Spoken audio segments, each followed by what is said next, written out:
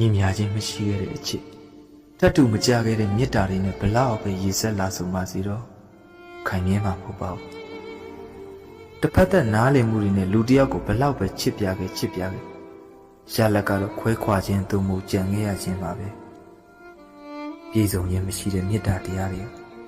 နားလည်မှုဆိုတဲ့တန်ရောစင်ချိုးနဲ့ဘလောက်ပဲချီနှောင်ထားပါစေနောက်ဆုံးတော့လည်းပြတ်သားသွားကြရတာပါလေရှင်ဘက်နဲ့ရှင်ပြီးချစ်ခဲ့ရသူလွယ်မိနိုင်ဖို့ကသိခက်ခဲတယ်လေဖြစ်လာသမျှအတိတ်ဘဝကန်နေခဲ့လို့သာဆိုပြီးဖြေသိမ့်နေရပါမယ်တတိယစိတ်နဲ့လွမ်းဆွေးမှုတွေကိုတော့တားမြစ်ခဲ့ပြန်ပြီပေါ့ကြာလာတဲ့မျက်ရည်ကိုတော့တုတ်ပြလို့ရှာမငိုပါနဲ့မကြပါနဲ့လို့တားလို့ရှာတာမှမဟုတ်တာပေးဆက်ခဲ့သမျှမေတ္တာတွေကအတူမုတ်ခဲလေတော့လွမ်းနေရင်ကြာလာတဲ့မျက်ရည်တွေကိုအတုတ်ပြင်းခဲ့တော့ပါဦးလေရှိပါစေတော့စီးပါစေတော့ဗျာ